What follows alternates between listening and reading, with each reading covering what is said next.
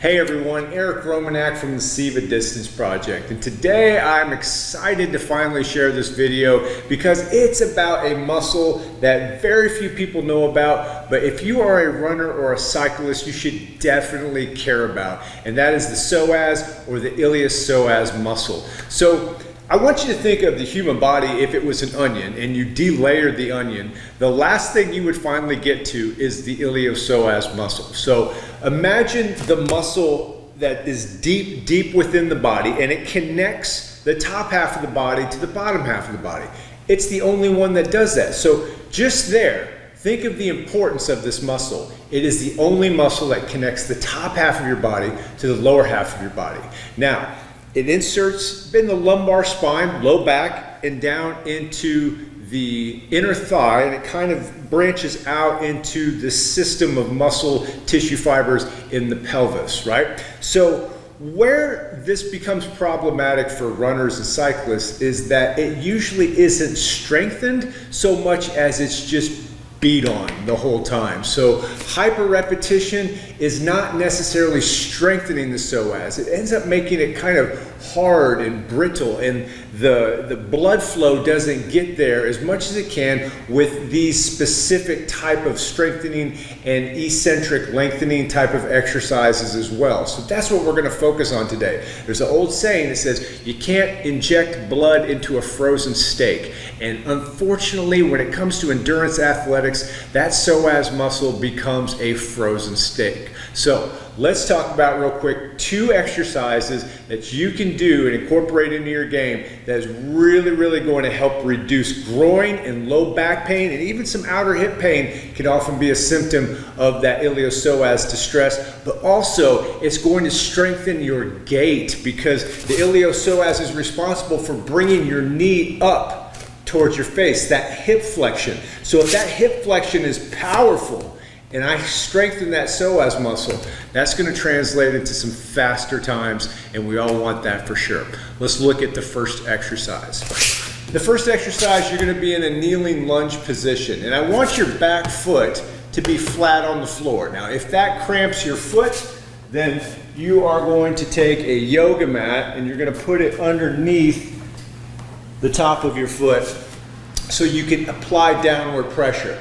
That application of pressure will be very important for what we're trying to accomplish and get into that psoas. So from this position, my front foot is a little bit past my knees. I don't want to glide forward and have my heel come up off the ground. I want a good flat foundation.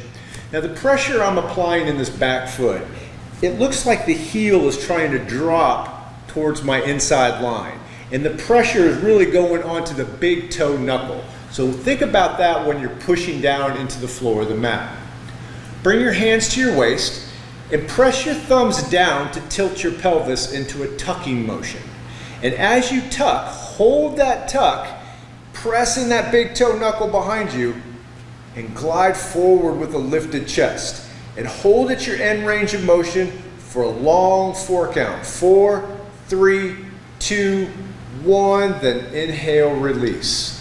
Retuck, press in the big toe knuckle, glide with the lifted chest, and exhale for 4, 3, 2, 1, inhale, release. Retuck, press in the big toe knuckle, lift the chest away from the knee, exhale, 4, 3, 2, 1, release. And I want you to do 10 of those on each side. Don't go so far that you feel pain.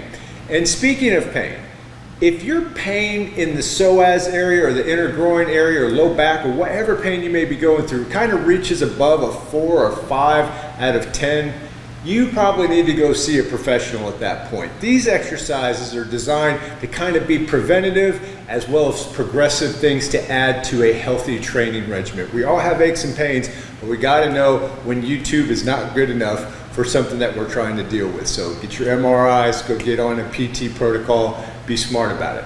Okay, so after you do 10 of those on each side, holding for a 4 count on the end, you're going to switch back and forth between this exercise and this one. For this exercise, this is going to feel more like a traditional strength resistant exercise, and you're going to need a long resistance band. The short band can do, but the long ones work a little bit better here.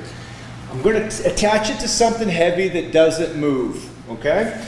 And then, laying down on my back, I'm going to put my heel inside the loop and then cross the loop over into an X pattern and put my toes through it. So I got this figure 8 on the top of my foot to keep it in place. Lay on your back and scoop back far enough that you have adequate tension on the band. I don't want it to be lax at this point. Put both feet and legs on the ground and flex your toes towards your knees. That's going to integrate your quad muscles or your leg muscles into your psoas. On an exhale, I want you to pull your knee up towards your face with a flexed foot and keep this other foot driving into the ground and hold for 1/1000, 2/1000, and then very slowly for 4 counts, release for 4, 3, 2, 1. Pull, hold, 1/1000, 2/1000, and then release for 4, 3, 2, 1. Those stressors to the hip flexor and psoas is something that very, very rarely happens to us in our training. All of our stress for that psoas muscle is pounding the pavement and just the lifting of the knee to our face with our body weight only. So creating a new stress to the hip flexor is so important to stay on the road, and that's what this is all about right here, okay? One more thing I want to add to this is, in really to get the biggest bang out of your buck, is you need to incorporate the hips and the legs into this whole pull.